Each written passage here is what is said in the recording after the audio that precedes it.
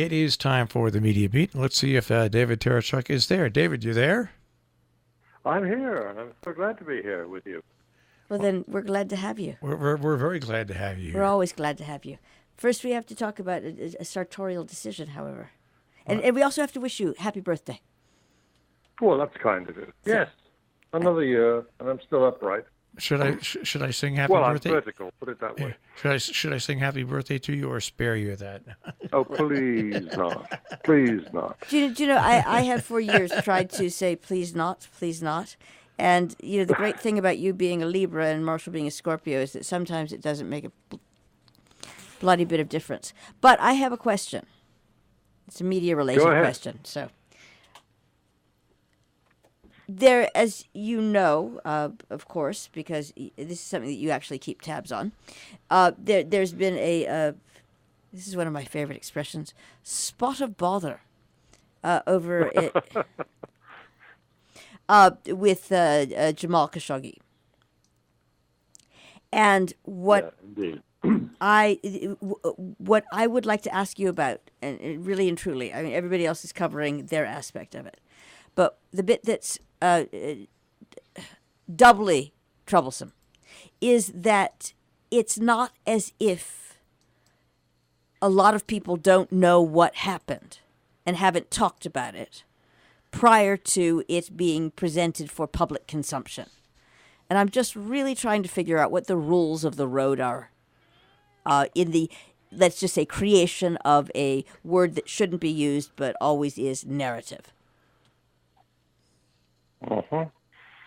Well, I guess everybody has their own approaches to difficult stories. I mean, the point about this difficult story is that the journalist, the opinion writer, Jamal Khashoggi, Saudi Arabian, goes to a Saudi Arabian consular building in a country far from, well, not so far, but excuse me, let me start again. Feel free. He goes to a consular building in another country, Turkey, but it's diplomatic territory. It's Saudi Arabian territory, technically, according to most diplomatic conventions throughout the world.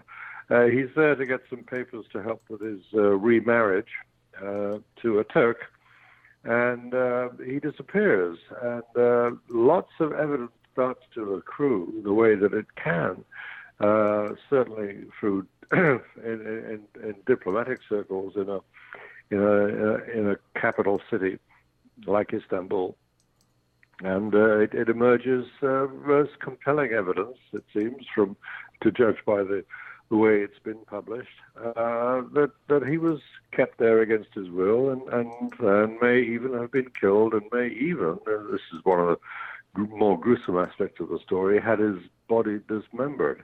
Meanwhile, of course, the Saudi authorities claim that he walked out of the building with his own free will, although there's no video evidence on the surveillance cameras to prove that. And now we have this rip-roaring, controversial story. What are the rules of the road of establishing, a through line, a believable story? The facts, ma'am, to quote Sergeant Friday, the detective. The rules of the road is you try your best to get the best information possible. And so far, it seems, let's say that the preponderance of evidence, anyway, seems to suggest, and the actual quality of the evidence, the provenance of the information, if you like, Turkish authorities and including now, as we hear more coming out, United States intelligence operatives have chipped in with what they've been able to discover too, off the record, of course, and we have what we might call, if it were a court case, a preponderance of evidence now, suggesting that it's the Turkish authorities account of this, which is much more likely to be true than the Saudi Arabians. But of course, ultimately, we don't actually really know what happened to this really rather brave, sometimes possibly reckless journalist, who certainly, is now a symbol for the kind of journalism that we all wish would predominate. Generally, he was a thoughtful and reflective critic of the current Saudi Arabia regime, and the Saudi Arabia regime might be in the mood for a certain kind of reform, but it's not lost any of its viciousness, which is inherited from its predecessors. Well, the other complication along the way is that certain things don't change. In other words, regimes, the public face of regimes do change sometimes, but that doesn't mean that the basic, really running out of diplomatic, that everything changes. How about that? Just the public, just the change. No, nothing changes completely, and certainly not in a very tradition-bound society like the Saudi Arabian. The Saudi Arabian royal family essentially is still in control. Salman, the new crown prince, is credited with making all sorts of modernizing changes, but this wouldn't be one of them. When it comes to criticism, it's not treated in any modern or liberal-minded way. It's very much the opposite. Well, those changes were obviously made. This guy, it's the old three-card Monty to put up a face, a very public face on one side, and then try to go through the back door and maintain your stronghold the other way. But that is religion. I mean, Yeah. yes, and I guess my question to David and to you is, right? So we know this. Yeah. This is. Well, we can. Yeah, we have very good reason to know this. Yeah. So we haven't established it fact by fact, but the predominance of evidence, as I say, says that this is what's happened to the unfortunate journalist. And so then, what I wonder is in the nature of context provision for people who aren't above a certain age and don't know. I'm not talking about this particular event. I'm talking about the broader management of dissidents, shall we say? Of the to and fro of discourse, Right. What happens in regimes all the time is that they can rule by pressure, by autocracy, by viciousness, by cruelty, all of those things. But there is always going to be protest of some kind, or differences of opinion at the least. And in this case, Khashoggi was a journalist with a fine sense of the temper of his times and certainly the pulse of his country. And what we would think of as very modest criticism that he would write, both in Middle East outlets and for Western ones too, like the Washington Post. These were moderate and temperate expressions of almost guidance. One of the things he was trying to suggest is if you want to reform, here are good ways of doing it, and productive ways. And of course, that didn't go down very well either. Not outright protest, not measured criticism. The Saudi authorities are clearly in a mind to accept neither of those. You know, what's interesting is, and you just pointed that, it's not like he was a radical. It's not like he was a protester. He was, for a long time, a supporter of the royal family and the government.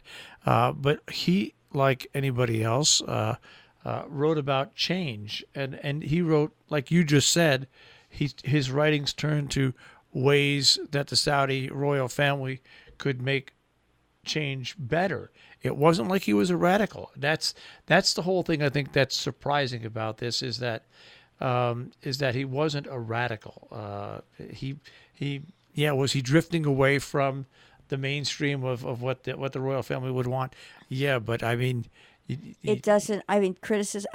This is where my beady little mind speaks up, and I'm not. I mean, I'm sure it's not great, but in the view of the entity being criticized, criticism is criticism, and trouble is trouble, and they have their ways of dealing with. We have our ways,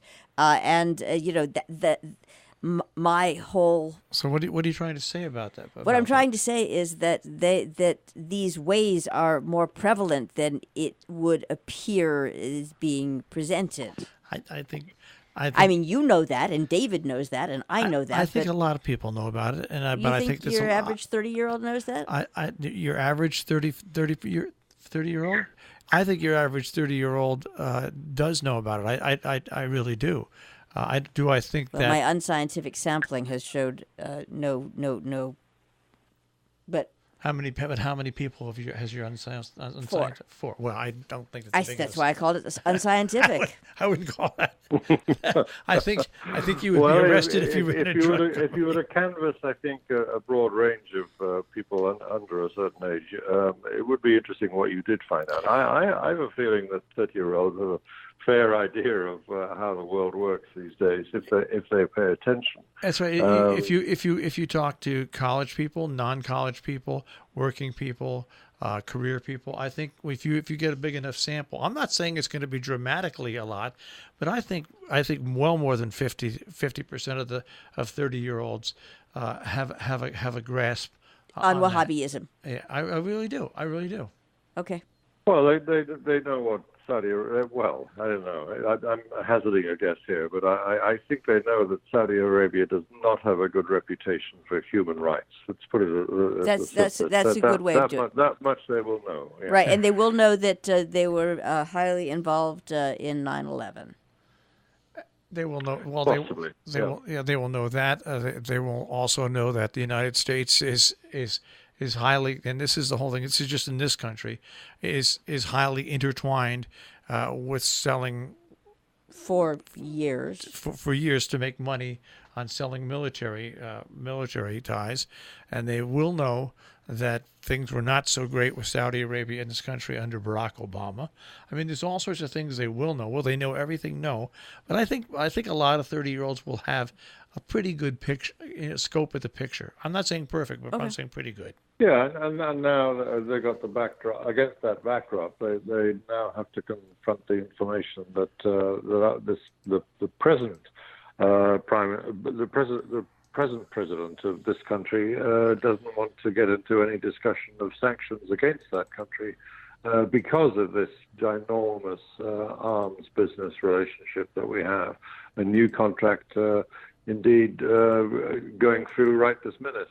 And business in the billions, as it is not to be trifled with in the mind of this president. And nothing is like, I'm not taking a huge risk in predicting this, but the United States authorities will not exert any sanctions against Saudi Arabia because of the Khashoggi case, and we know why. It's already been said quite out in the open. This is a business relationship that President Trump doesn't want to trifle with. And this was a risk. Makes it a really interesting risk on the part of the kingdom.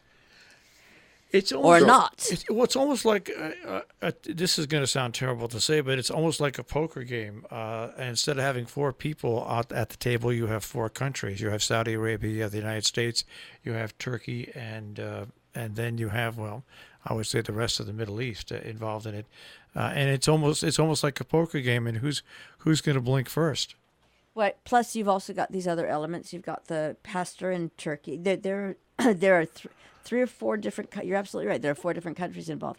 Plus, there was a little known. I mentioned this to Marshall David. You probably saw it. There was a little known. Just this past Saturday, there was a weird news item that just said there had been an intruder. Who's the Turk in Maryland or something? What's his name? Do you know? The name is escaping Right, me the now. name but escapes me yes, too. a Turkish cleric who was accused of being involved in the coup and maintains he wasn't, the Turkish coup, and maintains he wasn't. And the Turks want him extradited, and so far the United States is resisting that. So you've got these all these different things. So it's another thing is you can watch and then the other thing that I find absolutely comical is that the Congress, not this part, but what was the name of the act that Congress invoked to find out what's going on?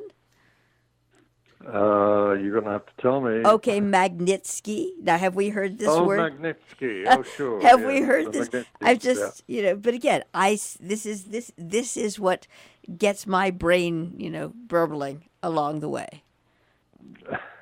Well, what's burbling? The fact that it's a Russian name? No. Just because if anyone was listening to, the Magnitsky Act was supposedly what the discussion in Trump Tower was. Absolutely, So, yes, yeah. It's to do, So that's- do with the the regulation through sanction type Right. measures of diplomatic relations that go wrong, and a way of exerting pressure on countries that you want to exert pressure on.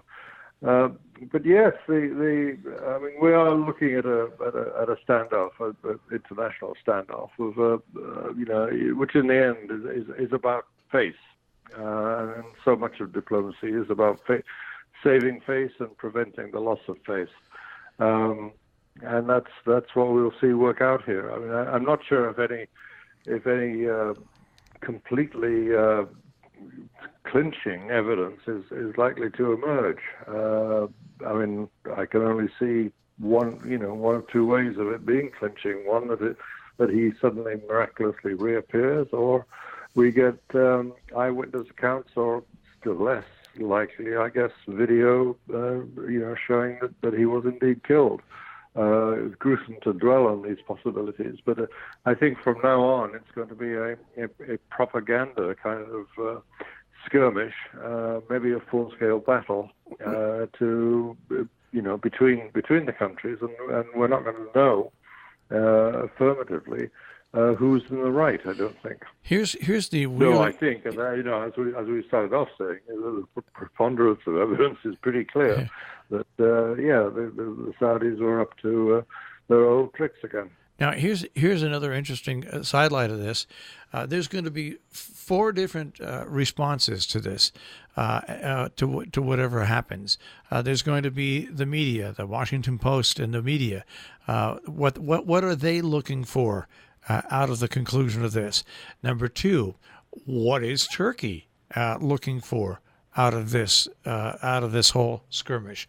3, what is our administration looking for out of this tough and tumble? And number 4, how does Saudi Arabia, which I think is almost impossible, deal with 3 different entities? And never mind, this is not even including the family. Make them number 5. How does Saudi Arabia deal and satisfy, or even coming close to satisfy, any one of those 4, the family, Turkey, our administration, and the Washington Post representing the press? Well, I would proffer that they're likely to have the least trouble with the United States administration. Unfortunately, yes. That's the sad point of the deal. There are generations and generations of U.S. administrations who have, in 1 or 2 cases, walked literally hand in hand with the Saudi Arabian royal family. So I think that they're going to have least trouble from the White House. All you have to do to look back in our history is look how we supported the Shah of Iran, and then see 50, 60, 70 years later how that turned out. Yes, and drop in the 3-letter word there as well, oil. Right. And you'll know You'll see a theme. You'll see a theme. Now, things are going to go. Yeah. Do we have another Thank couple God minutes? the Saudis don't have a lot of coal. Do we have another couple minutes? That's a sick joke. I'm sorry. Yeah, no. But it's a good one.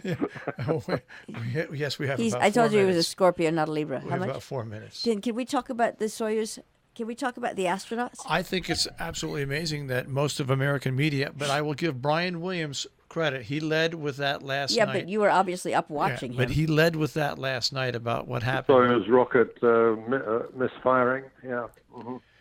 So we've got holes in the space. Never mind, and a criminal probe being open. But here's the good news: that they actually, even my incompetent physics mind can see that that was a real fast trip back to Earth.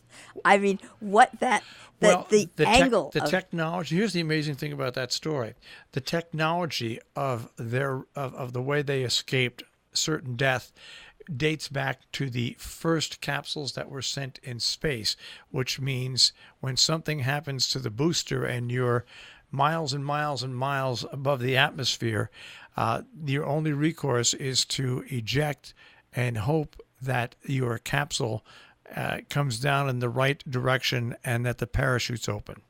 It's that dated of technology. Yeah, I think it takes us back to the days of those little Mercury capsules. I think they were bobbing around in the South Pacific Sea. Yeah, extraordinary. But you look at that and you say to yourself, they survived, and then you look at the technology, and and you look at the technology of the space shuttle. When something goes wrong with something so technologically different, and something goes wrong, there's very little you can do, as we've discovered with a couple of the space shuttles. When something goes wrong with something with old-fashioned technology, guess what? It works. It works. That's the amazing thing to look at it. It absolutely works. It's the duct tape solution. Absolutely amazing. There is something to be said 13, for mechanics versus technology. It's absolutely amazing. Just that if you have a knob that you can turn, you've got a better shot than sitting there trying to connect by Skype. It's not 100%, but it gave them a shot, and everything went right. And they landed in the desert. They were sitting there talking about it after it all happened. Yeah, and it's just that's just that's a remarkably happy ending for something that would otherwise make headlines. It's just the sad news. Well, it did make headlines, but yeah, I think it was sort of soft-pedaled, the extraordinariness of it all, and the sort of the heroic measures that were employed to turn it into a good outcome after a disaster.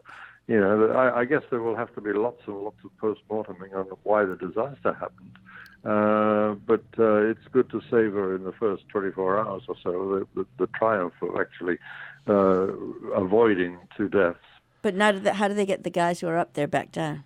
There is the one who drove the hole. There is already a capsule attached to the space station, where if they can't get supplies up there in time, they get in a capsule. It comes down the old-fashioned way. Once again, it gets into the Earth's atmosphere, and the parachute goes out, and it comes down. There's that same technology is in the space station. So, any car manufacturers, could you put the spare tire back, please? Thank you very much, David Tereshchuk, the Media Beat.